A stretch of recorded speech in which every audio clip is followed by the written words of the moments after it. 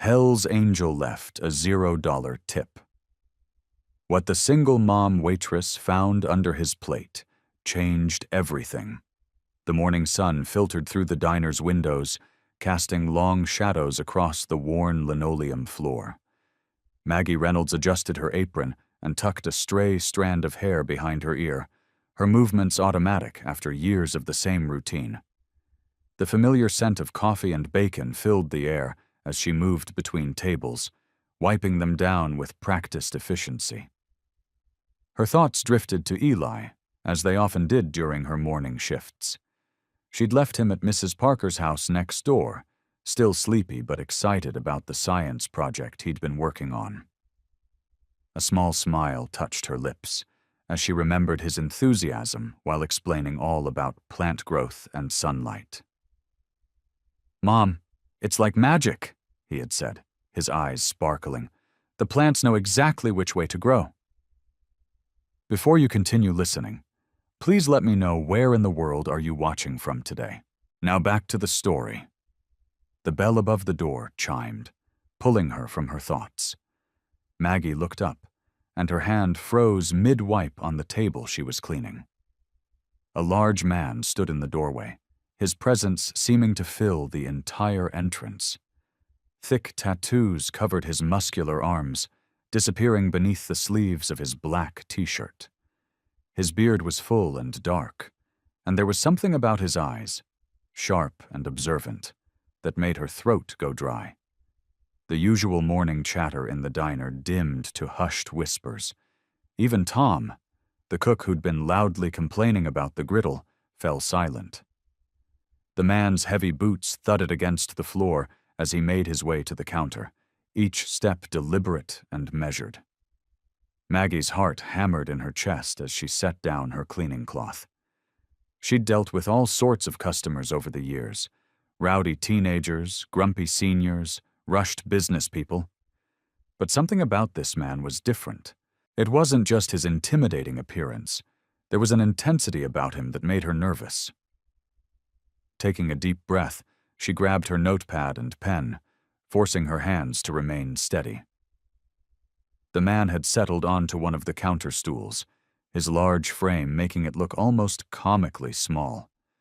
The other customers at the counter had subtly shifted away, leaving an empty seat on either side of him. "Good morning," Maggie said, proud that her voice remained level despite her nerves.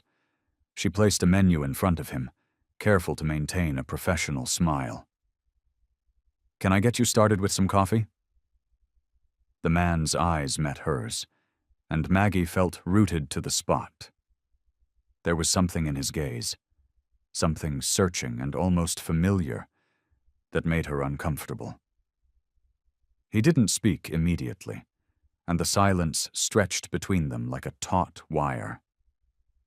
Finally, he gave a slight nod, his expression remaining unreadable. Maggie turned to grab the coffee pot, grateful for the chance to break eye contact. She could feel his gaze following her movements as she poured the steaming liquid into a white ceramic mug. "Would you like to take a look at the menu?" she asked, setting the coffee down in front of him. Her hand trembled slightly as she placed it on the counter. The man's fingers wrapped around the mug, his knuckles marked with old scars. He studied her face for a moment longer, and Maggie felt the weight of his scrutiny like a physical thing. The atmosphere in the diner remained tense, other customers stealing furtive glances in their direction. When he finally spoke, his voice was low and gravelly. "Just eggs and toast." He paused, then added, "Please." The polite addition somehow made Maggie more uneasy rather than less. She nodded, jotting down his order with slightly shaky handwriting, all too aware of his continued attention. Maggie busied herself with other customers while keeping one eye on the mysterious man at the counter. He hunched over his plate, methodically cutting his eggs into precise squares before eating them. His movements were controlled, deliberate, like someone used to being watched. From this angle, she could better study the artwork that covered his arms. The tattoos weren't the typical flash art she'd seen on other customers. These were detailed pieces that told stories. A fierce eagle spread its wings across his right bicep, while what looked like a chain wrapped around his left forearm. Between them, faded words and dates peeked through, some too worn to read.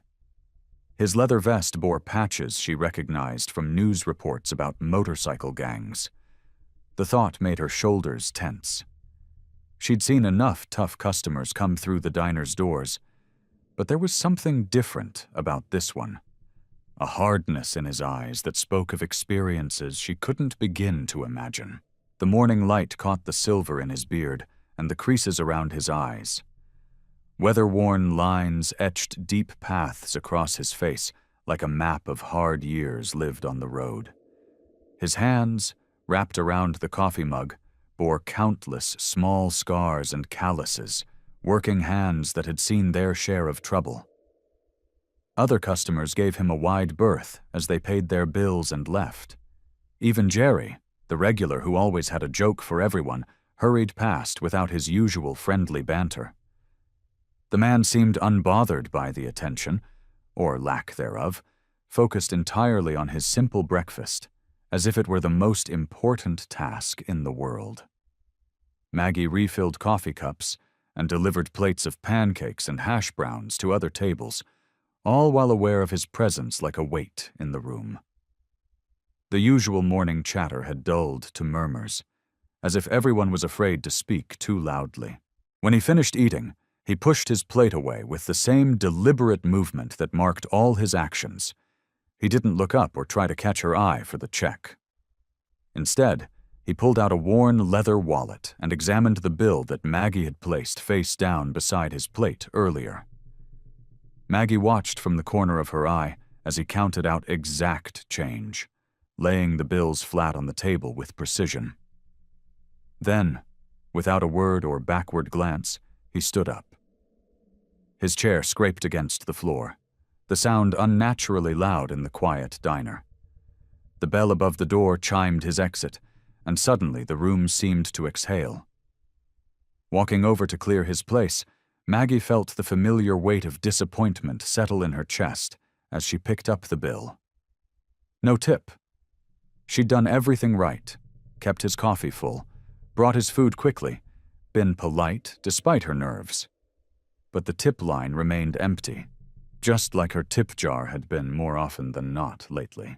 She gathered the plates, trying not to let it bother her. The morning light that had seemed so promising earlier now felt harsh and unforgiving. Her feet already ached, and she still had hours to go before her shift ended. Some days, it felt like kindness was as rare in the diner as good tips. Maggie stacked the dirty plates, her movements automatic after years of practice. The ceramic clinked together as she gathered them, creating a small tower of maple syrup-stained dishes.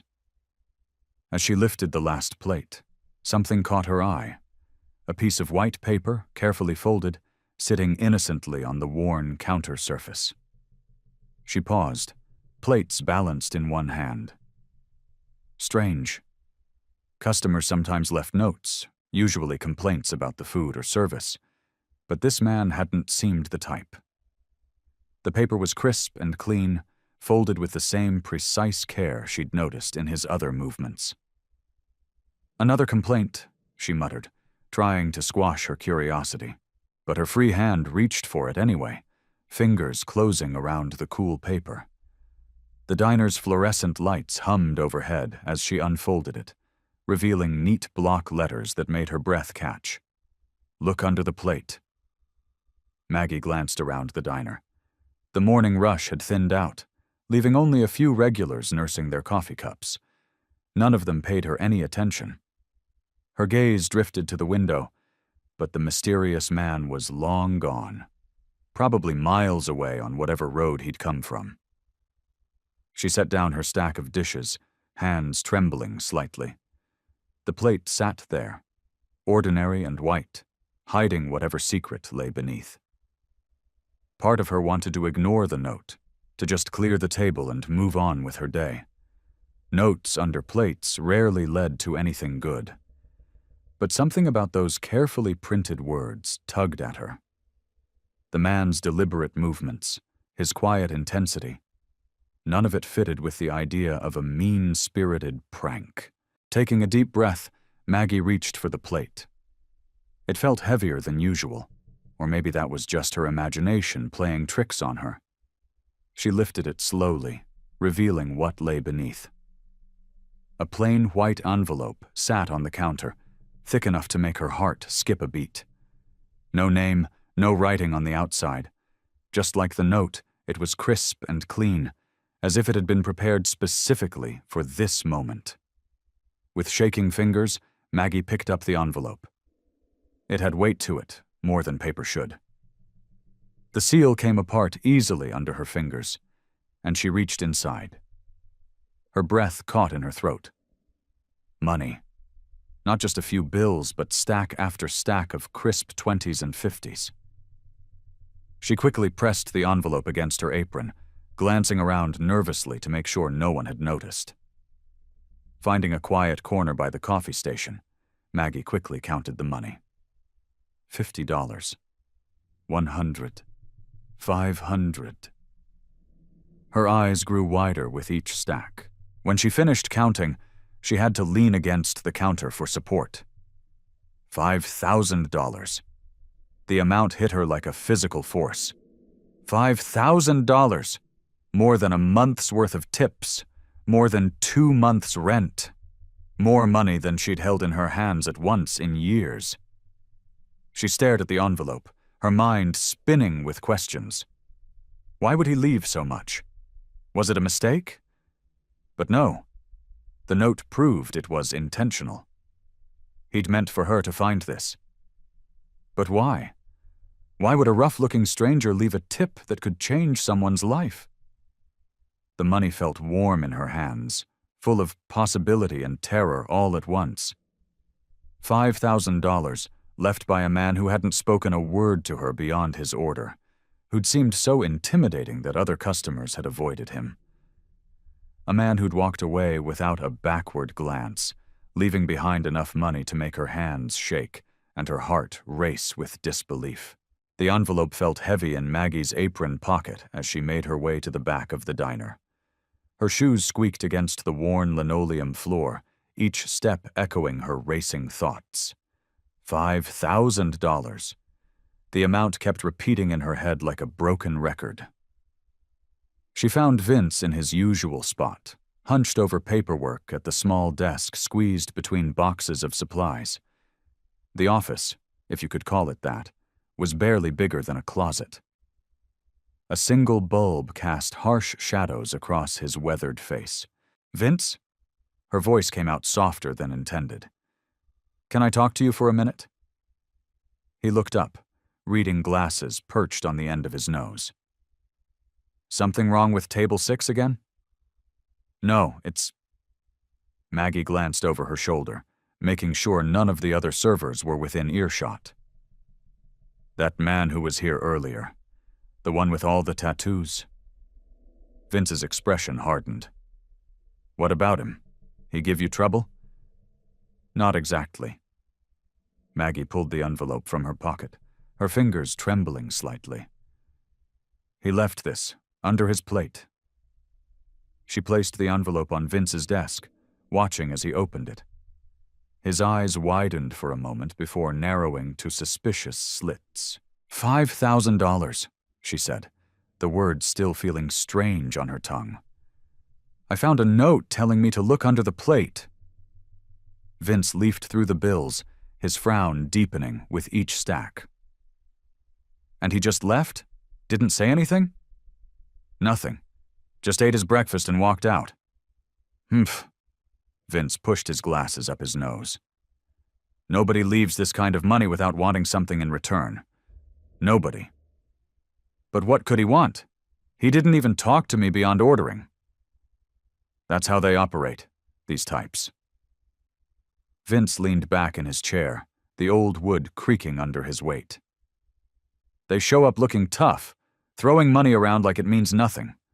Next thing you know, they're asking for favors. Dangerous favors." Maggie wrapped her arms around herself, suddenly cold despite the kitchen's heat. You think I should be worried?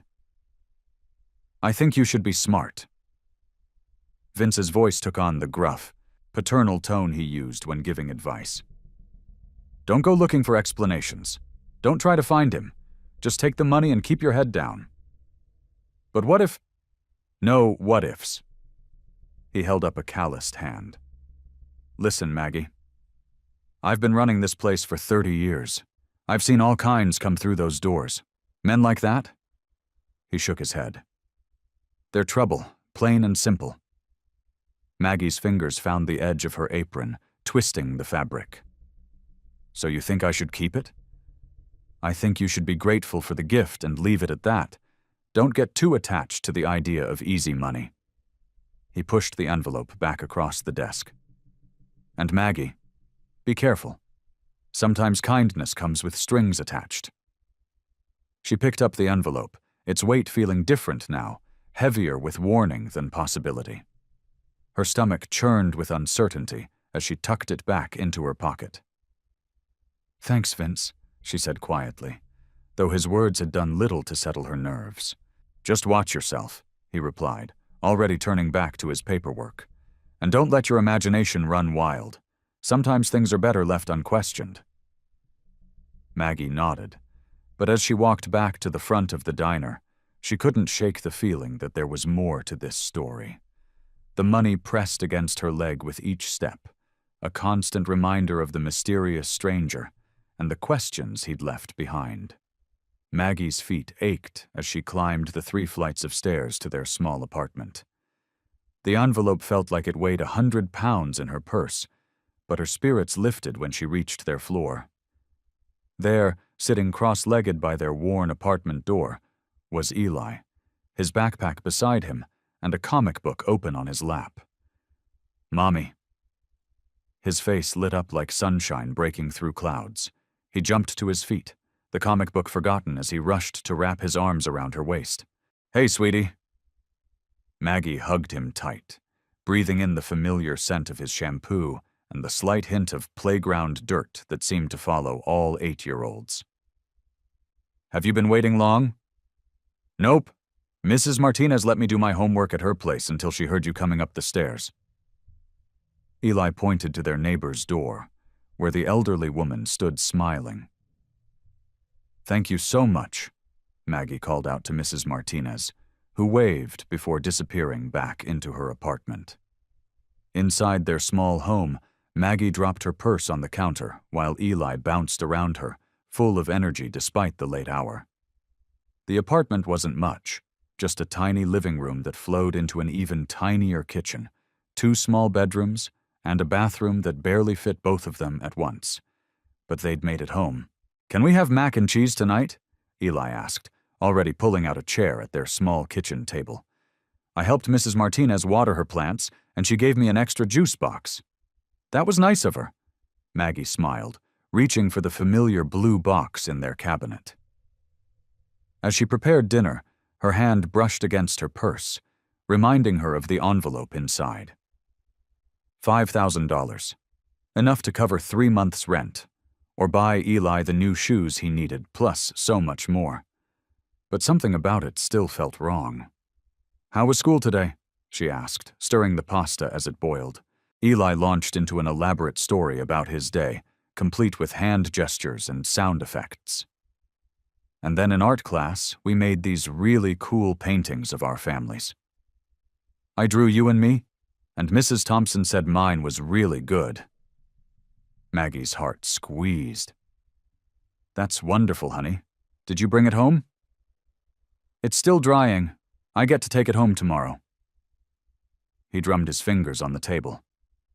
Mom? Tommy in my class says everyone has a dad. How come I don't have one? The question hit her like a punch to the gut. Maggie focused on draining the pasta, buying herself time to find the right words. Well, sweetie, every family is different. Some kids have a mom and a dad, some have 2 moms or 2 dads, and some, like you, have just one parent who loves them very much. But where is my dad?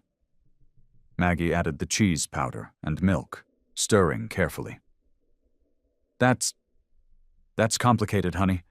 But what matters is that we have each other, right? Eli nodded, though she could see the questions still swimming in his eyes.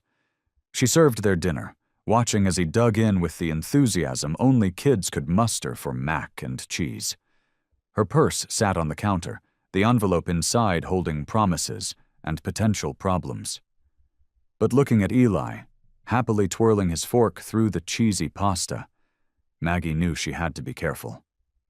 Whatever that money meant, whatever strings might be attached, she had to protect him. She'd worked too hard to give him a stable life to risk it all now. "Can we watch a cartoon before bed?" Eli asked through a mouthful of pasta. "Just one," Maggie agreed, reaching across to wipe a spot of cheese from his chin. "And only after you finish your dinner." The soft glow of Eli's nightlight cast gentle shadows on the walls as Maggie tucked his favorite dinosaur print blanket around him. His eyelids were already heavy, fighting the losing battle against sleep that children wage every night. "Did you brush your teeth?" Maggie asked, smoothing his dark hair away from his forehead. "Mm-hmm," Eli mumbled, snuggling deeper into his pillow. "Can you leave the door open a little?" "Of course, sweetie." Maggie leaned down to kiss his forehead. "Sweet dreams." She was just about to crack the door when 3 heavy knocks echoed through their small apartment. The sound seemed to bounce off the walls, making her jump. Eli stirred in his bed but didn't wake. Maggie's heart began to race. It was nearly 9 o'clock, too late for casual visitors. Bis oi. Martinez never came by this late, and they rarely got other visitors. Through the peephole, she saw a large figure filling the narrow view. Another knock, softer this time. With trembling fingers, Maggie slid the chain lock into place before opening the door as far as it would allow. Her breath caught in her throat. There, illuminated by the harsh hallway lights, stood the man from the diner. Up close, his presence was even more intimidating. The tattoos that covered his arms seemed to shift in the fluorescent lighting, telling stories she couldn't quite read.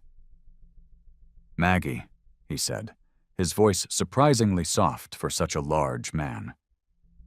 "I need to talk to you." She gripped the doorframe tighter. "How do you know my name? Who are you?" "My name is Jake Bennett." He shifted his weight, and Maggie noticed he was holding something in his hands. An old photograph. "I've been looking for you for a long time." "Looking for me? Why?" Jake held up the photograph. Even through the crack in the door, Maggie recognized it. Herself, 8 years younger, sitting on a motorcycle and laughing. Her hair was longer then, and her face less lined with worry. She remembered that day, remembered the man who had taken that picture. But it couldn't be. "Because," Jake said, his voice rough with emotion, "I'm Eli's father." The words hit Maggie like a physical blow. She stared at him, really looking now, at the shape of his jaw, the set of his eyes. Features she saw every day in her son's face. "That's impossible," she whispered, but even as she said it, she knew it wasn't. The timing was right. The resemblance was there. But the Jake she had known wasn't covered in tattoos, didn't have that hardness in his eyes. "I know it's a shock," Jake said, "but I've spent years trying to find you both. I didn't know about Eli, not until after—" He trailed off, swallowing hard. "I want to make things right, Maggie. I need to." Maggie's mind raced. The money at the diner. The way he'd been watching her. It all made a terrible kind of sense now. She felt dizzy, her grip on the doorframe the only thing keeping her steady. "How did you find us?" The words came out barely above a whisper. "It wasn't easy," Jake admitted. "But I never stopped looking. I've changed, Maggie. I'm not the same person I was back then. I just want a chance to explain, to make amends for everything."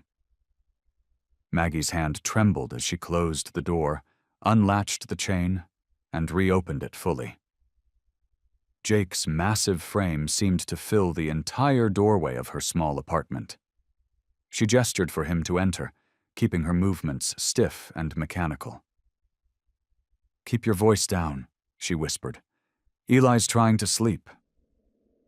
Jake nodded, stepping inside with surprising quietness for such a large man.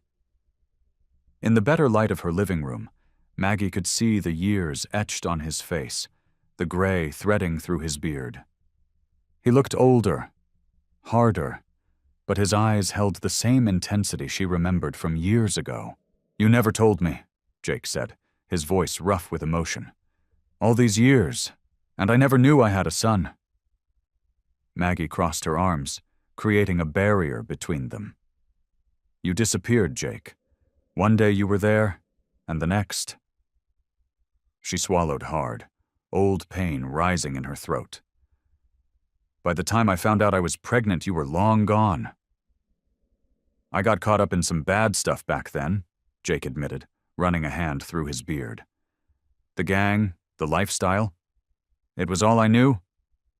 But if I'd known about Eli..." His voice cracked slightly. "I would have stayed. I would have tried to be better. Would you?" Maggie's voice was sharp, though still quiet. "The Jake I knew wasn't exactly father material. You were running with the Hell's Angels, living wild and dangerous. What kind of life would that have been for a baby?"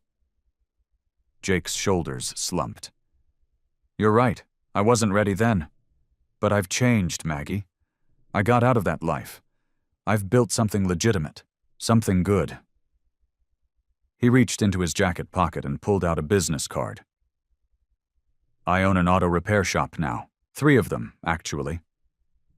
Maggie glanced at the card, but didn't take it. "So, the money at the diner..." "Was me trying to help," Jake finished. "I've been watching you both for a while, trying to find the right way to approach you. I know it wasn't the best way, but I needed to do something." "You were spying on us?" Maggie's voice rose slightly before she caught herself. "Not spying, protecting, making sure you were okay." Jake's eyes softened. "He looks just like you know. Except for the eyes. Those are mine." Maggie felt tears threatening. It was true. Eli had Jake's eyes, those same intense dark eyes that could see right through you. How many times had she looked at her son and seen hints of his father? "I'm sorry, Maggie," Jake said, his voice thick with regret. "I'm sorry for everything, for leaving, for not being there, for all the years I missed. I want to make it right. I need to make it right." Maggie sank onto the couch, suddenly exhausted. "I don't know if that's possible, Jake. Just give me a chance to try?" He remained standing, keeping his distance, respecting her space. "Let me explain everything." After a long moment, Maggie nodded slowly. "Okay, we can talk." A small sound from the hallway made them both turn. Eli stood in his dinosaur pajamas, his dark eyes wide as they moved from his mother to Jake. His small voice pierced the tension in the room. "Mommy," he whispered. "Is that my daddy?" The world seemed to stop spinning for a moment. Maggie looked at her son, then at Jake, seeing the unmistakable resemblance between them. The truth she'd kept hidden for 8 years stood before her, impossible to deny any longer. Eli's small feet padded back to his bedroom after Maggie gently insisted he try to get some sleep. The silence that followed felt heavy, loaded with years of unspoken words. Maggie sat rigid on the worn couch, her hands clasped tightly in her lap. Jake settled into the armchair across from her, his large frame making the furniture seem smaller. "I need to tell you everything, Maggie. You deserve the truth." 8 years of truth, she said, her voice tight. "Start talking." Jake leaned forward, elbows on his knees. "Back then, I was running with the Devil's Hand MC. Started as just hanging around the clubhouse, fixing bikes. But it got darker." He rubbed his face, the tattoos on his forearms shifting in the dim light. Drug running, protection rackets, territory fights. I was young and stupid, thought it made me somebody. Maggie's jaw clenched. While I was working 2 jobs, pregnant and scared? I didn't know. Jake's voice cracked. I swear, Maggie, if I'd known about Eli— You would have what? Maggie cut in, her voice rising before she remembered to keep it down. Brought a baby into that life, around criminals and violence? Jake shook his head. You're right. I was poisoned back then. But finding out about Eli changed everything. He pulled out his wallet, retrieving a worn photograph. 3 years ago, I saw you both at the park. Eli was playing on the swings, and you were watching him. Something about the way he smiled. His voice grew rough. I knew he was mine. So you've been watching us for 3 years? Maggie's anger flared. While I struggled to make rent? While I skipped meals so Eli could eat? I started cleaning up my life that day, Jake insisted. Got out of the gang, used my savings to open the first auto shop. Built it legitimate, worked honest hours. He leaned forward. I've been trying to help. The anonymous donations to Eli's school fund, the mysterious rent payments. That was you? Maggie's eyes widened, then narrowed. You had no right. I had every right, Jake's voice rose slightly. He's my son. A son you abandoned, Maggie shot back, tears burning in her eyes. Do you know what it's like to hold your crying baby at night alone? To watch him take his first steps with no one to share it with? To see him looking at other kids with their dads and know you can't give him that? Jake's face crumpled.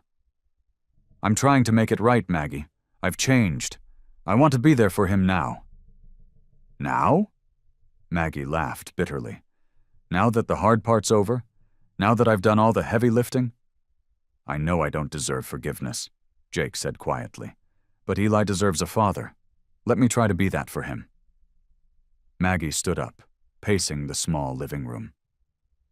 How do I know this isn't just another game? That you won't disappear again when things get tough? Because I love him, Jake said simply. I've loved him since the moment I saw him on those swings, and I never stopped loving you. Maggie! She froze, her back to him. Don't. You lost the right to say that a long time ago. I mean it, Jake insisted, rising from his chair. I'm not the same man who left you. I want to prove it to you both. Maggie turned to face him, tears streaming down her cheeks. Prove what? That you can be trusted? That you can be a father? Where were you when he needed you? Maggie stared at the envelope in her hands, her fingers trembling slightly. Inside was a receipt for this month's rent payment, already taken care of. She'd been finding things like this more and more lately. First, it was the overdue electric bill that mysteriously disappeared. Then the grocery store called about a credit on her account. At the kitchen table, she spread out all the evidence: receipts, bank statements, and notification letters. The pattern was clear. Someone had been helping them for months, maybe even years. Her mind kept circling back to Jake. But why wouldn't he just say something? Eli bounded into the kitchen, backpack slung over his shoulder. Mom, can we get new shoes? Mine are getting small. Maggie's heart squeezed. She'd been worrying about how to afford new shoes. We'll figure something out, sweetie. Later that afternoon, while Eli was at school, Maggie walked into the shoe store where she'd been eyeing a pair for him. The saleswoman smiled brightly. Mrs. Reynolds, your order is ready. My order? Maggie's confusion must have shown on her face. Yes, the children's sneakers. The woman pulled out a box containing exactly the shoes Eli needed. They've already been paid for. Maggie's hands clenched into fists. This was too much. She pulled out her phone and called Jake. 20 minutes later, they sat in a quiet corner of the local park. Jake's massive frame seemed out of place on the small bench, His tattooed arms crossed over his chest. "How long?" Maggie demanded. "How long have you been doing this?" Jake shifted uncomfortably. "About 3 years, since I first saw you both at the park." "Why didn't you just tell me?" Her voice cracked with emotion. "Why all the secrecy? Would you have accepted my help if I'd offered it directly?" Jake's eyes met hers, knowing the answer. Maggie looked away. "That should have been my choice to make." "I know." Jake's voice was soft. "But I couldn't just do nothing. Every time I saw you struggling—" He paused, collecting his thoughts. "The first time I noticed Eli's coat was too small, I wanted to buy him a new one. But I knew I had no right to walk into your lives then. I wasn't ready. Wasn't the man you both deserved. So you played guardian angel instead." The bitterness in her voice was unmistakable. "I did what I could from a distance." Jake ran a hand through his beard. "The rent payments, the bills, the school supplies, it was the least I could do after everything I put you through." Maggie's anger flared. "You had no right to spy on us like that, to make decisions about our lives without my knowledge." "You're right," Jake admitted. "But seeing you work yourself to exhaustion, watching Eli grow up without—" He trailed off, his remorse evident in every line of his face. "I couldn't stand by and do nothing." "And now?" Maggie challenged. "Now that you've confessed, what do you expect?" "Nothing." Jake's response was immediate. "I don't expect forgiveness or gratitude. I just want you to know that everything I did, every donation, every payment, it wasn't about control or guilt. It was about trying to make things a little easier for you both, even if I didn't deserve to be in your lives." Jake reached into his leather jacket and pulled out an envelope, similar to the one he'd left at the diner. "I want to help you start fresh," he said, his voice gentle but firm. "No strings attached." Maggie stared at the envelope he held out to her, her throat tightening. The park around them seemed too quiet now, the afternoon sun casting long shadows across the ground. $5,000, Jake continued. "You could use it for whatever you need. Maybe start that small business you always dreamed about. The one you mentioned years ago. The bakery?" Maggie's eyes widened. She hadn't thought about that dream in years, hadn't dared to. Between raising Eli and keeping food on the table, such thoughts seemed like luxuries she couldn't afford. "I've done well for myself," Jake explained, still holding out the envelope. "Made some smart investments, turned my life around. This money, it's clean, and it's the least I can do after everything." Maggie wrapped her arms around herself, feeling the familiar weight of pride and independence pressing against her chest. "I don't need your charity, Jake." "It's not charity." He set the envelope on the bench between them. "Think of it as an investment in your future, in Eli's future. Our future was something you should have thought about 8 years ago." The words came out sharper than she intended, but she couldn't help it. The memory of those early days, alone and scared, came rushing back. Jake's shoulders slumped slightly. "You're right. I should have been there. But I'm trying to make things right now." "By throwing money at the problem?" Maggie stood up, needing to move, to put some distance between herself and the envelope that seemed to mock everything she'd worked for. "I've managed just fine on my own. I've kept Eli fed, clothed, and happy without your help." "I know you have," Jake said softly, "and you've done an amazing job. But you shouldn't have to struggle anymore. Let me help ease some of that burden." Maggie turned to face him, her eyes bright with unshed tears. "And then what? I take your money and suddenly everything's okay? All those years of wondering where you were, of explaining to Eli why he didn't have a father like other kids. That just goes away?" "No," Jake admitted. "Nothing can make up for that. But this isn't about the past. It's about giving you a chance at something better." Maggie looked at the envelope again, and for a moment, She allowed herself to imagine what she could do with that money. The bakery she'd dreamed of, a better apartment, new clothes for Eli. But the cost seemed too high.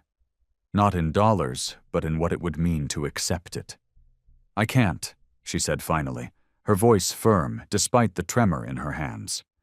"I won't trade my independence for your guilt money. Eli and I have made it this far on our own." Jake nodded slowly, respecting her decision even as disappointment crossed his face.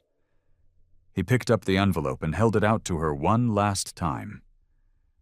"The offer stands. If you change your mind—" "I won't." Maggie squared her shoulders, standing straighter. Years of making it on her own had taught her one thing. She was stronger than she thought. "Thank you, but no." The envelope disappeared back into Jake's jacket, but the weight of his offer hung between them like a physical thing, making the park bench feel smaller than ever. The evening crowd at the diner had thinned out, leaving only a few regulars nursing their coffee cups. Maggie wiped down the counter while keeping an eye on Jake, who sat in his usual spot, helping Eli with his math homework. The sight of them together still felt strange, but she couldn't deny the gentle way Jake explained multiplication tables to their son. The bell above the door chimed, and the atmosphere in the diner instantly changed. 3 men in leather jackets stepped inside, their heavy boots echoing against the linoleum floor. Tattoos snaked up their necks, and their faces wore hard expressions that made Maggie's heart skip a beat. "Well, well," the tallest one said, his voice gravelly. "Look who we found." Jake's shoulders tensed. He turned slowly, positioning himself between the men and Eli. "Marcus," he said, his voice low and controlled. "What are you doing here?" Marcus, the leader, stepped forward. His weathered face broke into an unfriendly smile. "That's funny. I was about to ask you the same thing. Playing house instead of handling business?" The other customers sensed trouble. A couple near the door quietly paid their bill and slipped out. Vince emerged from the kitchen, his face tight with concern. "The business is done," Jake said firmly. "I told you that when I left." "Nobody leaves the Brotherhood?" the second man growled. He was shorter, but built like a brick wall. "You know the rules." Maggie's hands trembled as she reached for Eli. "Baby, come here," she whispered. Eli looked confused, but obeyed, sliding off his stool and moving behind the counter with her. "Rules change."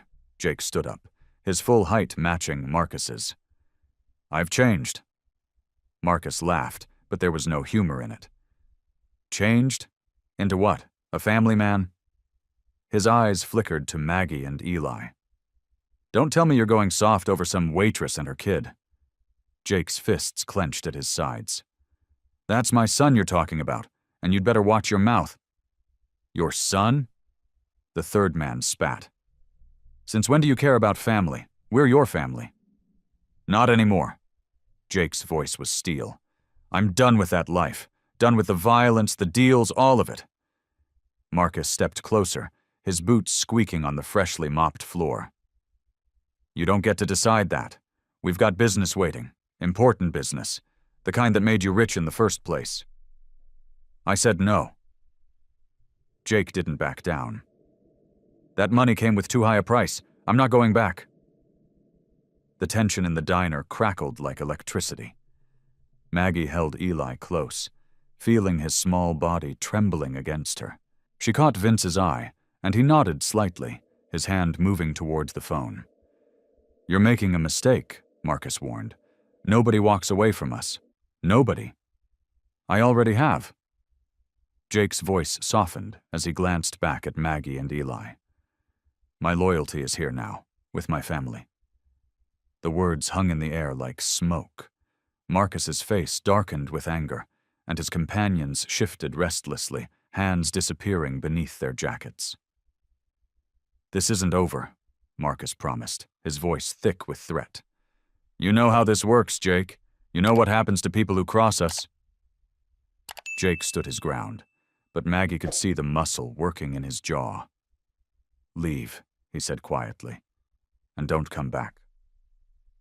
The three men lingered for a moment longer, their presence filling the diner with menace.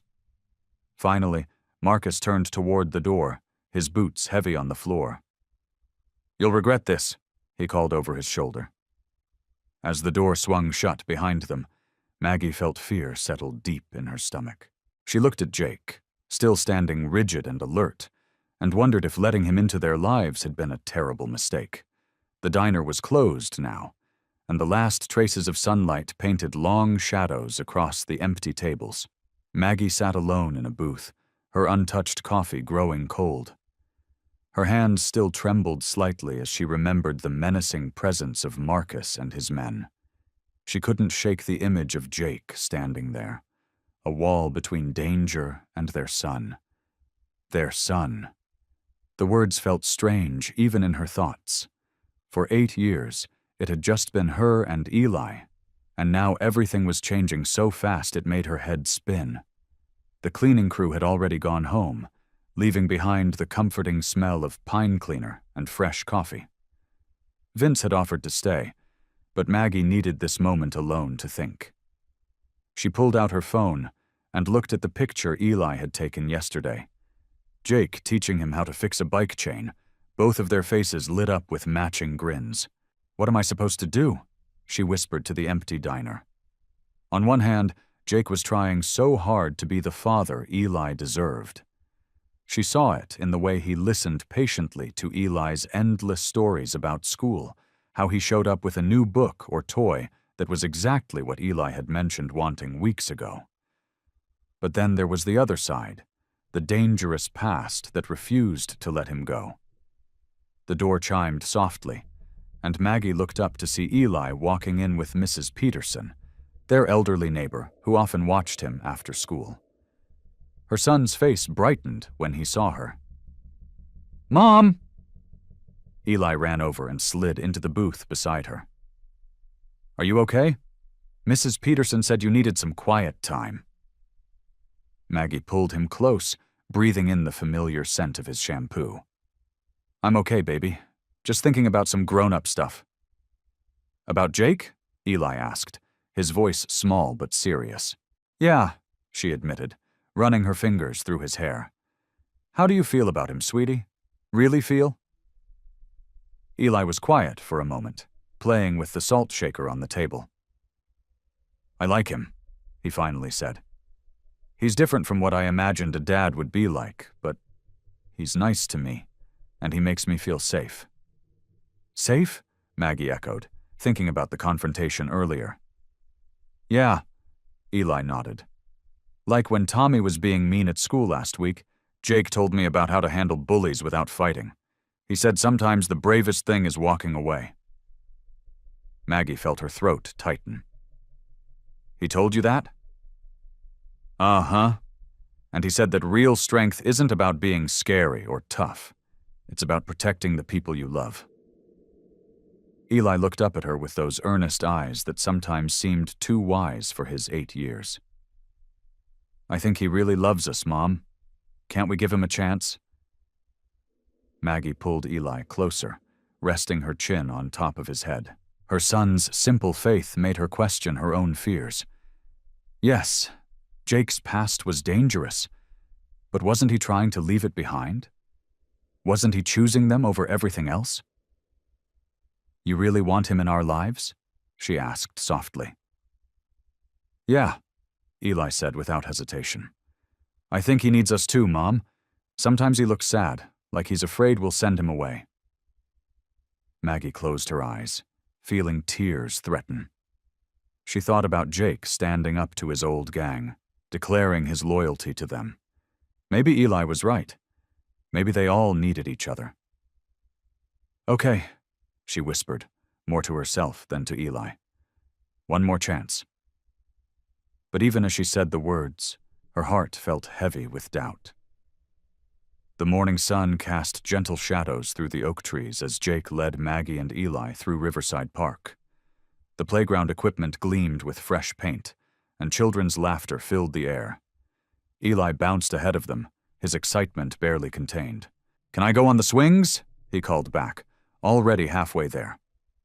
"Hold up, buddy," Jake said, his deep voice softened by affection. "Let's find a good spot for your mom to sit first." Maggie watched as Jake spread out a checkered blanket under a shady tree, carefully smoothing the wrinkles. He'd thought of everything, bringing water bottles, snacks, and even Eli's favorite comic books. It was strange seeing those tattooed hands being so gentle with such ordinary tasks. "All set," Jake announced. "Now you can hit the swings, champ." Eli whooped and took off running. Jake turned to Maggie with a hesitant smile. "Is this okay? I thought some fresh air might do us all good." Maggie nodded, settling onto the blanket. "It's nice," she admitted. "Eli loves the park, but I don't get to bring him as often as I'd like. Usually too tired after work." They watched as Eli pumped his legs on the swing, going higher and higher. Jake's eyes never left their son, his expression a mixture of pride and regret. "He's fearless," he said softly. "Gets that from his father, I suppose," Maggie replied, then bit her lip, surprised by her own words. Jake glanced at her, hope flickering across his face. "I was thinking," he said carefully, "maybe we could make this a regular thing? Sunday mornings in the park?" Before Maggie could answer, Eli's voice rang out. "Dad, watch this!" Jake's face lit up at being called Dad, and he jumped to his feet. "I'm watching, buddy. Show me what you've got." Maggie observed as Jake stood at the bottom of the slide, arms ready to catch Eli if needed. Their son's laughter echoed across the playground as Jake pretended to be knocked over when Eli crashed into him. It was a side of Jake she hadn't expected. Playful, gentle, patient. As the morning wore on, they shared sandwiches and stories. Jake taught Eli how to throw a proper spiral with a football he'd brought along, his instructions clear and encouraging. When Eli struggled, Jake knelt beside him, adjusting his grip with infinite patience. "You're doing great," Jake assured him. "It took me weeks to get it right when I was your age." Watching them together, Maggie felt something shift inside her. The man before her wasn't the same person who'd left her all those years ago. But could she trust this change? The memory of the gang members at the diner still haunted her. Later, as Eli dozed on the blanket, exhausted from play, Maggie made a decision. She needed to protect her son, but she also needed to be smart about it. A lawyer could help her understand her options, help her build a secure future regardless of what happened with Jake. "I need to run some errands tomorrow," she told Jake quietly. "Would you mind watching Eli for an hour?" Jake's eyes widened with surprise and gratitude. "Of course," he said. "Whatever you need." Maggie nodded, watching as a butterfly landed on Eli's sleeve. She'd call Sarah Martinez first thing in the morning. She was a family lawyer who sometimes came to the diner. It was time to make sure her son's future was protected, one way or another. Maggie sat across from Linda Peters, a financial advisor at First Street Credit Union. The office was small but welcoming, with potted plants in the corners and diplomas hanging on pale blue walls. Linda adjusted her reading glasses as she reviewed Maggie's financial documents spread across her desk. "So, you have this recent windfall of $5,000, Linda said, tapping her pen against the paperwork. "And you want to make the most of it?" Maggie nodded, her hands clasped tightly in her lap. "I need to think about Eli's future. College, emergencies, everything I couldn't plan for before." Linda smiled warmly. "Let's break this down into manageable steps. First, tell me about your current debts." Maggie took a deep breath and began listing them. The credit card she'd maxed out when Eli had pneumonia last winter, the small personal loan she'd taken for car repairs, and the remaining balance on some medical bills. As she spoke, Linda made careful notes. "Okay, Linda said, turning her notepad around. Here's what I suggest. We'll use about half of the money to pay off your high-interest debts. That'll free up about $200 in your monthly budget right away. Relief flooded through Maggie. Just the thought of being free from those monthly payments made her shoulders feel lighter. With the remaining money, Linda continued, we can open 2 accounts, a high-yield savings account for emergencies and an education savings account for Eli. Even a small monthly contribution will grow significantly by the time he's ready for college. As Linda walked her through the numbers, Maggie felt a new sense of possibility unfold before her. For the first time in years, she could see beyond just surviving paycheck to paycheck. She could plan, save, dream. There are also some government programs you might qualify for, Linda added, printing out several information sheets. And have you considered asking for more hours at the diner? With your debts reduced, you could put that extra income directly into savings. After the meeting, Maggie sat in her car, staring at the folder of paperwork Linda had given her. The $5,000 from Jake had opened doors she thought would stay forever closed. She pulled out her phone, scrolling to Jake's number. Her finger hovered over the call button. She owed him thanks. That much was clear. But the words stuck in her throat as memories of their past surfaced. The nights she'd spent crying, wondering how she'd manage alone. The fear when she first realized she was pregnant. The anger when he'd disappeared without a trace. The phone felt heavy in her hand. Yes, Jake had changed. She'd seen it in how he acted with Eli, in his determination to make things right. But forgiveness? That was another matter entirely. Maggie pressed the call button before she could change her mind. The phone rang 3 times before Jake answered. Hello? His voice was cautious, hopeful. Jake, Maggie paused, gathering her thoughts. I wanted to thank you for the money. It's going to help us get ahead. I'm glad, he said softly. You and Eli deserve that. The silence stretched between them, full of unspoken words. Maggie's grip tightened on the phone. She couldn't forget the past, but maybe she didn't have to let it poison the future. I still need time, she said finally. But maybe we can work something out, for Eli's sake. That's all I'm asking for, Jake replied. A chance to prove myself. Maggie ended the call, feeling both lighter and heavier. She had a plan now, for her finances, for Eli's future. The rest would have to wait. The rumble of motorcycle engines shattered the quiet evening. Maggie froze at her kitchen sink, soap suds dripping from her trembling hands. Through the window she watched as 5 motorcycles pulled up in front of her small house, their riders dismounting with practiced ease. Eli, she called out, trying to keep her voice steady. Go to your room and lock the door. Don't come out until I tell you to. Eli looked up from his homework at the kitchen table, his eyes wide with concern. But Mom... Now, sweetie, please. The sound of heavy boots on her front porch made her heart race. When the first knock came, it was more of a pound that rattled the door in its frame. We know you're in there, a gruff voice called out. Just want to have a friendly chat about our old friend Jake. Maggie's hands shook as she reached for her phone. Jake answered on the first ring. They're here, she whispered, pressing herself against the wall beside the window. At my house. Who's there? Jake's voice was tight with tension. Your old friends. 5 of them. Maggie peeked through the curtain. The one with the snake tattoo on his neck is doing the talking. Snake? Jake cursed under his breath. That's Victor. Listen to me carefully, Maggie. Don't open the door. Is Eli safe? In his room. The pounding on the door grew louder. Jake, they're not leaving. What do they want? They want me to come back. To help with a job.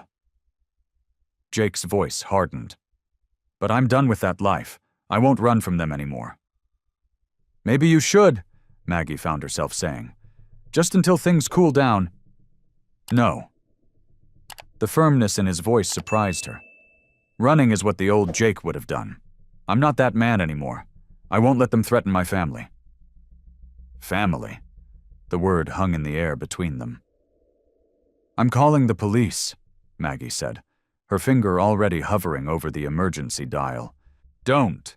These men don't respect law enforcement. They respect strength. There was rustling on Jake's end of the line. I'm 10 minutes away. Just keep that door locked. The next few minutes felt like hours. Victor and his men continued their intimidation, their voices growing more threatening with each passing moment. Maggie stayed by the window, watching, her phone clutched to her chest like a lifeline. When Jake's truck roared into view, the atmosphere shifted. The bikers turned to face him, their postures tense but controlled. Jake stepped out, his face set in grim determination. Maggie cracked the window slightly, straining to hear. You're making a mistake, Jake, Victor was saying. The crew needs you. One last job, that's all we're asking. The answer's no. Jake's voice carried clearly across the yard. I've got something worth protecting now, something that matters more than any job. Is that right? Victor's laugh was ugly.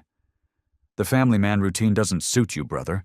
You've got bad blood in you, same as us. Had, Jake corrected him. I've changed.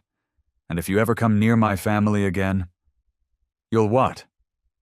Victor stepped closer, his hand moving toward his jacket. Jake didn't flinch. You know what I'm capable of, Vic. Don't make me prove it again. From her window, Maggie held her breath. Jake stood tall, his shoulders squared, facing down his past with unwavering resolve. This wasn't the same man who had abandoned her years ago. This was someone fighting for something more than himself. The tension crackled in the air like electricity. Victor's hand moved lightning fast, but Jake was faster. In one fluid motion, he blocked Victor's punch and countered with a swift strike that sent the gang leader stumbling backward. The other bikers surged forward, and the front yard erupted into chaos. Maggie watched in horror as Jake fought with a skill that spoke of years of violence. He moved with practiced precision, his fists connecting with brutal efficiency. One by one, the bikers fell back, bloodied and bruised.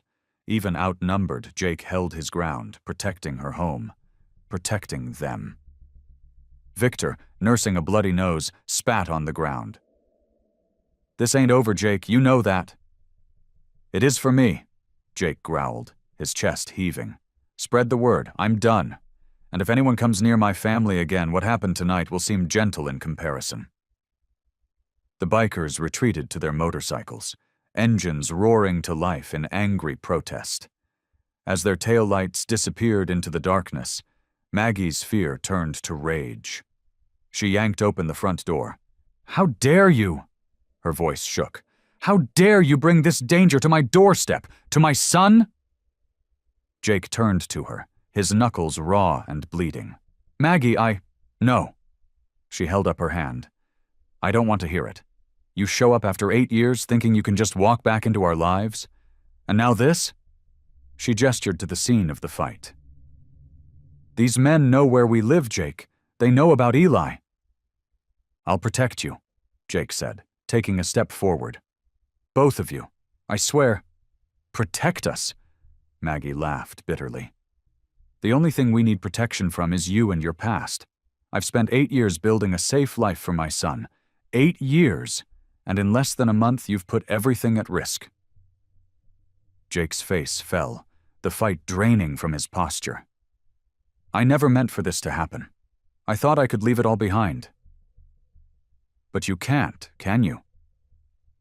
Maggie wrapped her arms around herself, suddenly cold despite the warm evening. Your past will always be there, always threatening to drag us down with you. Mom? Eli's small voice came from the doorway. Is everything okay? Maggie's heart clenched. Go back inside, sweetie, everything's fine. But Eli's eyes were fixed on Jake, wide with confusion and fear. Dad? Are you leaving? Jake's composure cracked at the word Dad. He looked at Maggie, his eyes pleading. Yes, Maggie said firmly, though her heart ached at the words. Jake needs to leave, and he's not coming back. It's for the best, Eli. But, Eli started, inside. Now. Maggie's tone left no room for argument. As Eli disappeared back into the house, Jake stood there, defeated. The tough exterior he'd shown during the fight melted away, revealing the pain underneath. I understand, he said softly. You're right. I thought I could change, could be the father Eli deserves.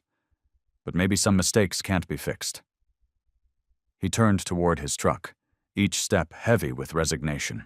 Maggie watched him go, her anger warring with the part of her that wanted to call him back.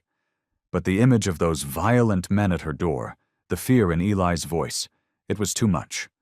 Jake paused at his truck door, looking back one last time.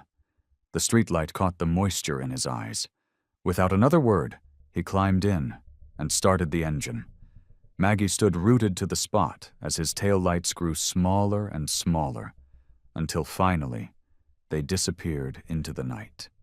The morning sun filtered through the diner's windows, casting long shadows across the freshly mopped floor. Maggie moved between tables with practiced ease, her smile firmly in place despite the heaviness in her heart. 2 weeks had passed since Jake's departure, and life had settled into its familiar pattern. But something felt different. Order up, called the cook from the kitchen. Maggie grabbed the plates, delivering them to a young couple who reminded her of simpler times. They thanked her with bright smiles, their hands intertwined on the table. She turned away quickly, pushing down the ache in her chest. During quiet moments, her eyes would drift to the counter where Jake had first sat. The memory of his weathered face and intense eyes lingered like a ghost. She'd catch herself wondering where he was, if he was safe, if he thought about them as much as they thought about him. At home, the changes were subtle but unmistakable.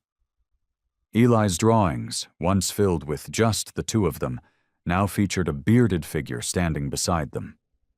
He'd stopped asking about Jake directly, but Maggie could see the questions in his eyes every time the door opened at unexpected moments. One evening, as Maggie helped Eli with his homework at their small kitchen table, she noticed him staring at the empty chair where Jake had sat during their brief family dinners. "Mom," Eli said, his pencil pausing over his math worksheet. "Remember when Jake helped me with fractions?" Maggie's hand trembled slightly as she reached for her coffee cup. "Yes, honey." "He made it fun," Eli continued, his voice small but clear. "He said it was like fixing motorcycles. You need to know which parts make the whole thing work." The memory hit her hard. Jake's patient voice explaining fractions using motorcycle parts as examples, Eli's eyes lighting up with understanding, the proud smile on Jake's face when Eli got it right. She'd watched from the doorway, torn between gratitude and fear. That night, after tucking Eli in, Maggie found herself sorting through bills at the kitchen table. The envelope with Jake's money sat untouched in her drawer. She'd been too proud to use it, but now she wondered if her pride was worth the cost of working double shifts and missing precious time with Eli. The following morning, while making Eli's lunch, she found him sitting on the front steps, staring down the street. His Superman lunchbox lay forgotten beside him. "Eli, what are you doing out here, sweetheart? You'll be late for school." He turned to her, his young face serious. "Mom, will Jake ever come back?"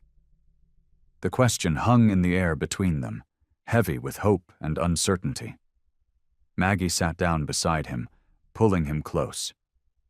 The morning air was crisp, carrying the scent of autumn leaves. "I don't know, honey," she answered honestly, her voice soft. "Sometimes grown-ups make complicated decisions that even they don't fully understand." "But he changed," Eli insisted, looking up at her with those wise eyes that sometimes seemed too knowing for his age. He's not like the bad guys in my comics anymore. He's more like when Bruce Wayne decided to be Batman instead. Maggie couldn't help but smile at his comparison, even as her heart ached. You're right, sweetie. Jake has changed. She stroked his hair, remembering the way Jake had fought to protect them, the genuine remorse in his eyes, the gentle way he'd helped with homework. He's very different from the person I used to know. Eli leaned against her, silent for a moment. I miss him, Mom. I know, she whispered, holding him closer. I know you do. The mailbox creaked as Maggie pulled it open, her fingers brushing against the usual stack of bills and advertisements. But today, something different caught her eye. A thick, cream-colored envelope with her name written in familiar, blocky handwriting. Her heart skipped a beat. She knew that handwriting. Back inside her small kitchen, Maggie set her purse down and stared at the envelope for a long moment. Eli was at school, and the house was quiet except for the gentle hum of the refrigerator. With trembling fingers, she opened the letter. Dear Maggie, it began. The paper was high quality, nothing like the rushed note he'd left at the diner that first day. I hope this letter finds you and Eli well. I've spent these past weeks making good on my promise to leave my old life behind. The gang is no longer a part of who I am. I've sold my share in the club and used the money to start fresh. I've opened a legitimate motorcycle repair shop in Cedar Grove, about an hour from you. It's honest work, something I can be proud of. Something Eli could be proud of too someday. I know I brought danger to your doorstep, and for that, I'll never forgive myself. You and Eli deserve better than looking over your shoulders, wondering if my past will catch up with us again. That's why I had to leave. Not because I wanted to, but because I needed to make things right first. The shop is doing well. I've hired 2 mechanics who needed second chances, just like me. We're building something good here, something that helps people instead of hurting them. I understand if you never want to see me again, I'll respect that choice, but if you're willing, I'd like to show you what I've built. Show you that I meant everything I said about changing. The door is always open for both you and Eli. There's an apartment above the shop. It's nothing fancy, but it's clean and safe. If you ever decide to take a chance on me, there's room for a family here. I'm not asking for an answer right away. I just wanted you to know that I'm still here, still trying to be the man you and Eli deserve. Maggie set the letter down on her kitchen table, where sunlight streamed through the window and caught the edges of the paper. Her fingers traced over the return address. Bennett's Custom Repairs, 1247 Main Street, Cedar Grove. She picked up her phone, hesitated, then set it down again. The letter had included a business card with the shop's number, printed professionally with a simple logo. It looked legitimate, real. Walking to the window, Maggie watched the neighborhood kids playing on their bikes. She thought about Eli's face when he talked about Jake, about the way Jake had fought to protect them, about the genuine change she'd seen in him during those brief weeks together. Her reflection stared back at her from the window glass. Tired eyes, worry lines she couldn't quite hide anymore. But there was something else there too, a spark of hope she thought she'd lost. Maggie picked up her phone again, this time with steady hands. She needed to see for herself. One last time, she would give Jake a chance to prove himself. Not for her sake, but for Eli's. And maybe, just maybe, for all of them. She dialed the shop's number, listening to it ring.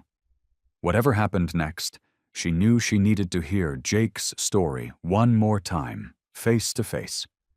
The repair shop stood modest but well-kept on the corner of Main Street, its fresh paint and clean windows a stark contrast to what Maggie had expected.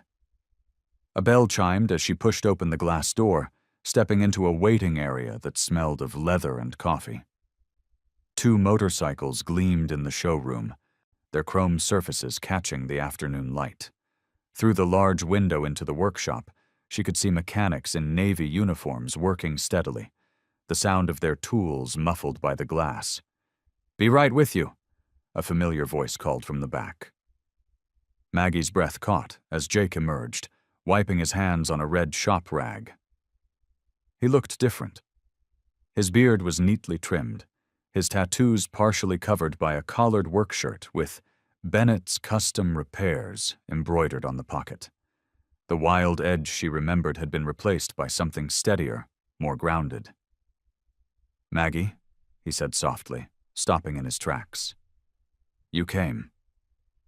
She nodded, unable to find words for a moment. "The place looks good," she managed finally. "Would you like a tour?" Jake asked, gesturing to a coffee maker in the corner. "Maybe some coffee first?" They sat in his small office, sunlight streaming through Venetian blinds.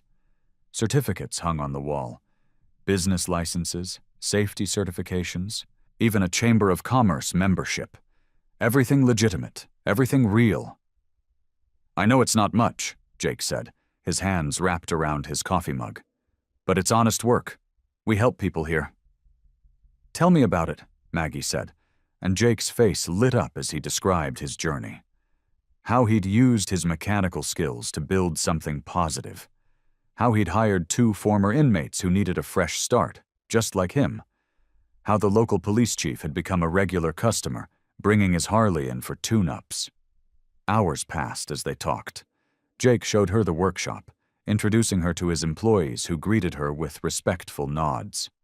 He took her upstairs to see the apartment. Simple but clean, with a spare room he'd already painted in Eli's favorite color.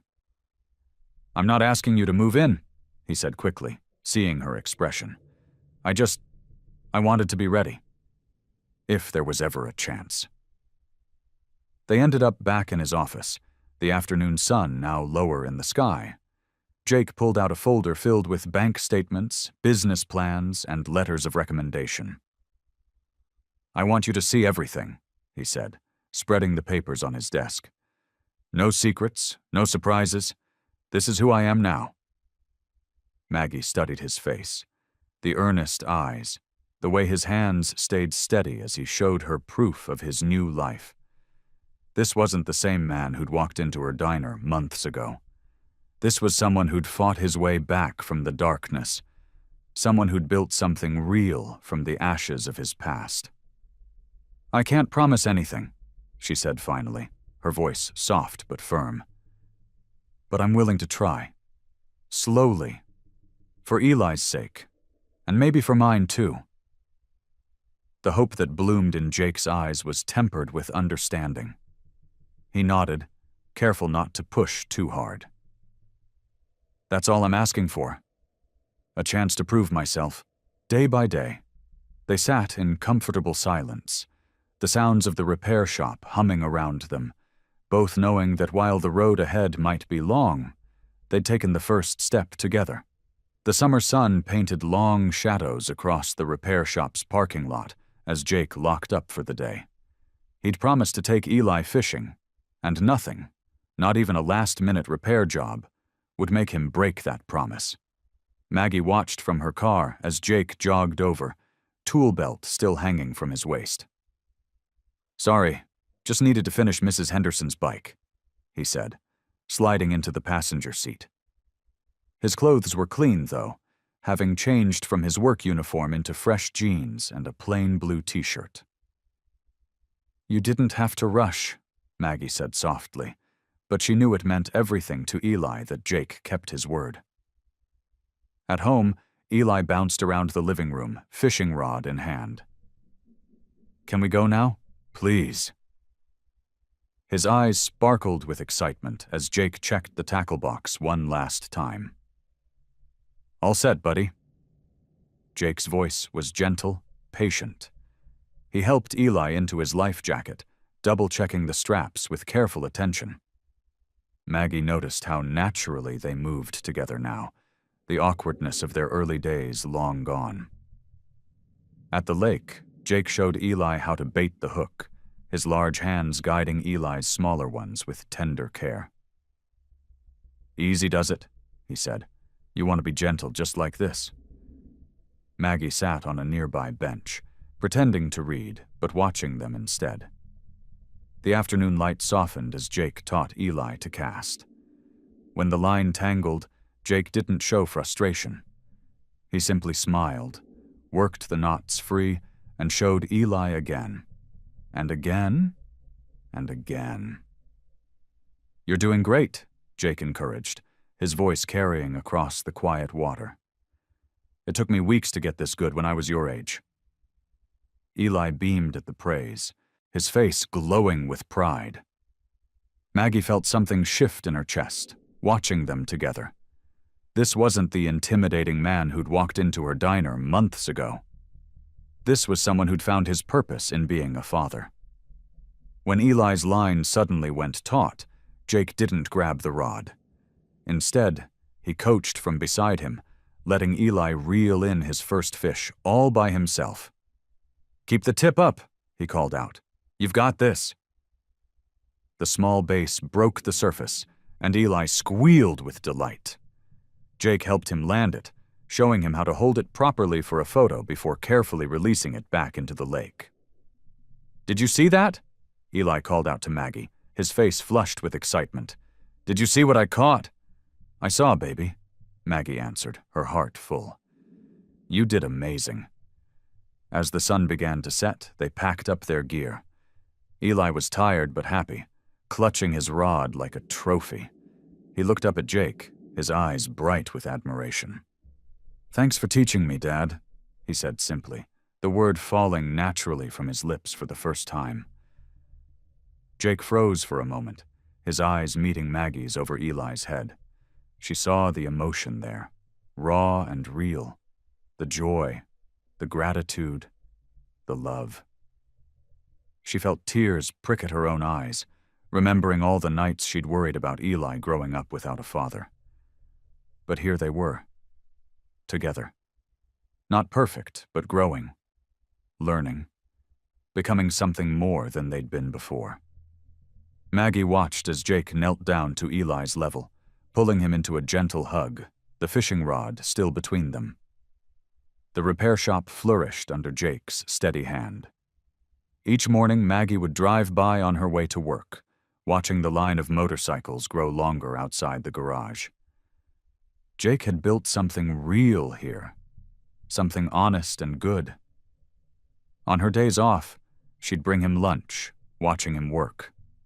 His movements were different now, more measured, more at peace. The wild energy that had once made her nervous had transformed into something steady and reliable. He'd roll out from under a bike, wiping grease from his hands, and his face would light up at the sight of her. "You didn't have to bring lunch," he'd say, but his eyes told a different story. "I wanted to," she'd reply, and mean it. The changes weren't just in his work. Jake showed up for every parent-teacher conference, helped Eli with his homework, and never missed a Little League game. He kept his promises, small ones and big ones alike. When the washing machine broke, he fixed it. When Eli needed new shoes, Jake took him shopping. The $5,000 he'd left that day in the diner seemed like a lifetime ago. One evening, as they sat on her small apartment balcony after Eli had gone to bed, Jake pulled out a folder filled with papers. "I've been saving," he said quietly. "The shop's doing well, and I've been putting money aside." Maggie looked at the bank statements. The careful budgeting, the methodical planning. This wasn't the impulsive man she'd known years ago. This was someone who thought about the future, their future. "I found a house," he continued, pulling out a listing. 3 bedrooms, good school district, big backyard for Eli. His voice was careful, measured. "It's just an idea. No pressure?" Maggie studied the photos. The house wasn't fancy, but it was solid. Real, like the life Jake was building for them. "I've been thinking about Eli's college fund, too," Jake said, showing her another set of papers. "I opened a savings account. Been putting in what I can each month." Maggie's throat tightened. She remembered all those nights she'd lain awake, wondering how she'd ever afford to send Eli to college. Now, looking at Jake's careful planning, she felt something shift inside her. "You really mean this," she said softly. "All of it." Jake set the papers aside and took her hand. His palm was warm, calloused from honest work. "I know I can't erase the past," he said, "but I'm here now, for both of you, for as long as you'll have me." Maggie looked at their joined hands. The tattoos on his arms were fading now, like the memories of his old life. In their place were new marks, a grease stain from the shop, a small scratch from helping Eli build his science project. "I've been scared," she admitted. "Scared to trust, scared to hope." "I know," Jake said simply. "But you've changed. We've all changed." Jake squeezed her hand gently. "We can take it slow, one day at a time. Whatever you need." Maggie looked through the papers again. The house listing, the college fund, the careful plans for their future. Each page represented a promise, not just of words, but of actions, of change, of love. "Tell me more about the house," she said finally, and watched Jake's face light up with hope. The morning sun painted golden streaks across the park's grass as Maggie spread out a checkered blanket under an old oak tree. Eli darted between the playground equipment, his laughter carrying across the open space. Jake followed close behind, pretending to be a monster chasing him, his heavy boots leaving prints in the dewy grass. "Careful by the swings," Maggie called out, but her voice held more habit than worry now. She watched as Jake caught up to Eli, scooping him up and spinning him around. Their combined laughter echoed through the park. Maggie busied herself with unpacking their picnic basket. She'd made Jake's favorite sandwiches, turkey and Swiss with extra mustard, and packed Eli's preferred juice boxes. Simple things, but they felt special somehow, different from the rushed meals they used to have. "Mom, did you see how high Dad pushed me?" Eli called from the swings, his feet kicking toward the sky. The word "Dad" still made her heart skip, but now it was with joy rather than fear. Jake jogged back to the blanket, his face flushed from playing. "That kid's got more energy than a whole motorcycle rally," he said, dropping down beside her. His shoulder brushed against hers as he reached for a sandwich. "Wonder where he gets that from," Maggie teased, watching Jake take a big bite. "These are perfect," he said, giving her that smile that still made her stomach flutter. "Just like my mom used to make." Eli bounded over, flopping dramatically onto the blanket. His cheeks were red from running, his hair wild from the wind. "I'm starving." They ate together, trading stories and jokes. Jake told them about a classic Harley he was restoring at the shop, his eyes lighting up as he described the chrome work. Eli shared his plans for his upcoming science fair project, and Maggie felt her chest swell with pride when Jake offered to help build the display. A gentle breeze rustled through the oak leaves above them. Maggie leaned back, taking in the scene. Jake was showing Eli how to make grass whistles, their dark heads bent together in concentration. The sight struck her deeply. This was what peace felt like. "Got it," Eli exclaimed as he managed to produce a squeaky whistle. Jake high-fived him, pride written across his face. "You know what would be cool?" Eli said, lying back on the blanket. "If we could do this every weekend. Maybe even go camping sometime?" Jake glanced at Maggie, his expression hopeful but careful. "That sounds amazing, buddy. What do you think, Mags?" Maggie looked at her little family, at Jake's patient smile and Eli's eager face. The fear that had lived in her heart for so long had softened into something else, something warm and hopeful. "I think that sounds perfect," she said. "We could start planning for this summer." "Really?" Eli sat up straight, his eyes wide. "Can we get a tent and everything?" "Of course," Jake said. "I'll teach you how to build a proper campfire. Your mom and I used to camp all the time, remember?" He looked at Maggie, his eyes gentle with shared memories. "I remember," she said softly. Those days felt like another lifetime, before the mistakes, before the fear. But sitting here now, she realized those memories didn't hurt anymore. They were just part of their story. Jake reached over and squeezed her hand. "This time will be better," he promised quietly. "Everything we build from here on out, it's for keeps." Maggie squeezed back, watching Eli attempt another grass whistle. "I know," she said, and meant it. Love had taken its time growing between them again, but here it was, strong and steady as the oak tree above them. The morning light streamed through the kitchen windows of their modest two-story home, casting warm shadows across the granite countertops Jake had installed himself. Maggie stood at the sink, washing dishes from breakfast, while the sounds of Eli getting ready for school echoed from upstairs. "Mom, have you seen my science project folder?" Eli called down, his footsteps thundering across the ceiling. "Check the dining room table," Maggie answered, smiling as she dried her hands. The house still felt new after a year, but it was undeniably home. Pictures of their family lined the walls, Eli's birthday parties, weekend adventures, and quiet moments that made up their life together. Jake appeared in the doorway, already dressed for work in his mechanic's uniform, the name of his shop, Bennett's Custom Cycles, embroidered across the chest. He'd grown his business steadily over the past year, earning a reputation for honest work and fair prices. "Found it," Eli announced, bounding down the stairs with his backpack and folder in hand.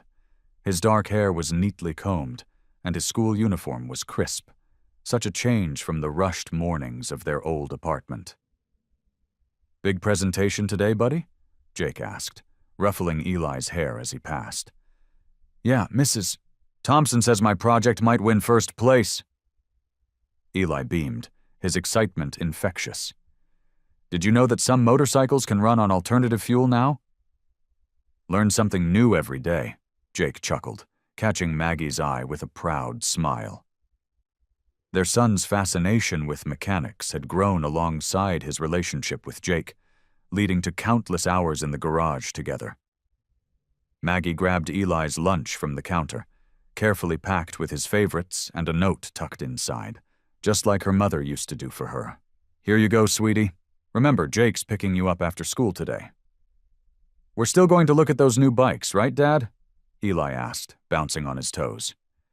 "You bet," Jake promised, "but homework comes first." Later that evening, Maggie pulled into their driveway after her shift at the restaurant she now managed. The lights were on inside, and through the window she could see Jake and Eli setting the table. Her heart swelled at the sight. Such a simple thing, but one she'd longed for during all those years alone. Inside, the house smelled of garlic and herbs. Jake had prepared his signature pasta dish, something he'd learned from his Italian grandmother. Eli was carefully placing napkins beside each plate, taking his time to fold them just right. "Welcome home," Jake said, meeting her with a kiss. "How was work?" "Good," Maggie replied, hanging up her coat. "The new menu items are selling well. We might even expand the dinner service soon." They gathered around the table, the way they did every night now. Eli chatted excitedly about his science presentation, which had indeed won first place. Jake shared news about a vintage motorcycle he was restoring for a client. Maggie listened, taking in the comfortable rhythm they'd created together. Jake raised his glass of sparkling cider. They'd made it a tradition to celebrate even small victories. "To my amazing family," he said, his voice warm with emotion. "To new beginnings." "To new beginnings," Maggie and Eli echoed, their glasses clinking together in the soft evening light. Eli added with a grin, "And to Dad's pasta sauce. even if it's not as good as Grandma Rosa's." They laughed together, the sound filling their home with joy. Maggie looked around at their little family, at Jake's gentle smile, at Eli's bright eyes, at the life they'd built together, and felt complete. The late afternoon sun painted golden streaks across their backyard as Maggie settled into the wooden porch swing. A gentle breeze carried the scent of blooming jasmine from the garden she and Eli had planted in the spring. In front of her, Jake and Eli were tossing a football back and forth, their movements easy and natural, like they'd been doing this forever instead of just a year. "Go long, buddy," Jake called out, his voice full of enthusiasm. Eli took off running, his sneakers kicking up tiny puffs of grass as he sprinted across the yard. Maggie wrapped her hands around her coffee mug, letting its warmth seep into her fingers. The ceramic was smooth and familiar, a Mother's Day gift from Eli, decorated with his handprints and a wobbly heart. She watched as Jake pretended to fumble the ball, making Eli laugh so hard he had to stop running. "Did you see that, Mom?" Eli shouted, waving the football triumphantly after making a particularly good catch. "Dad's teaching me how to spiral." "I see you, sweetie," she called back, her heart swelling at the way Eli's face lit up when he said Dad. It wasn't just a word anymore. It was filled with trust and love and belonging. Jake jogged over to where Eli stood, giving him a high five that echoed across the yard. His tattoos, once symbols of a darker past, now seemed to tell a different story. The same strong arms that had once inspired fear in others were now gentle, lifting Eli onto his shoulders with practiced ease.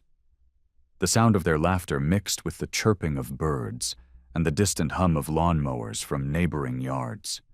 It was the soundtrack of suburban life, so different from the cramped apartment where she and Eli had spent their early years together.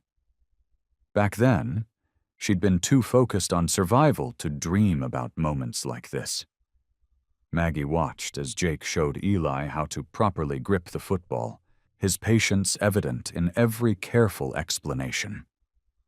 She remembered how nervous she'd been about letting Jake into their lives, how she'd questioned every decision, analyzed every interaction. Now, seeing them together, those fears felt like distant memories. "Mom, come play with us," Eli called out, his cheeks flushed with excitement.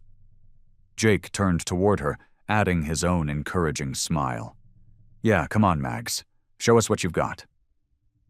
Setting her coffee aside, Maggie stood up and walked down the porch steps. The grass was cool beneath her bare feet, and the evening air was perfect. Not too hot, not too cold. Just right, like so many things in their life had become. They formed a triangle in the yard, passing the ball between them. Eli's aim wasn't perfect, but Jake and Maggie made a show of diving for his throws anyway, causing him to dissolve into fits of giggles. When Jake missed a catch and ended up sprawled in the grass, Eli flopped down beside him, and soon they were both pointing out shapes in the clouds drifting overhead. Maggie stood watching them, her heart so full it felt like it might burst. The sunlight was starting to soften into evening gold, casting long shadows across their yard. A year ago, she couldn't have imagined this scene. Her son and his father, together and happy, their past hurts healing into something beautiful. As the sun began its descent, painting the sky in brilliant shades of pink and orange, Maggie felt a profound sense of gratitude wash over her. They had weathered storms together, faced down fears, and emerged stronger. Their love had grown from uncertainty into something steady and true, a foundation for all the possibilities that lay ahead. I hope you like this story. Please share what's your favorite part of the story and where in the world you are watching from. Have a wonderful day.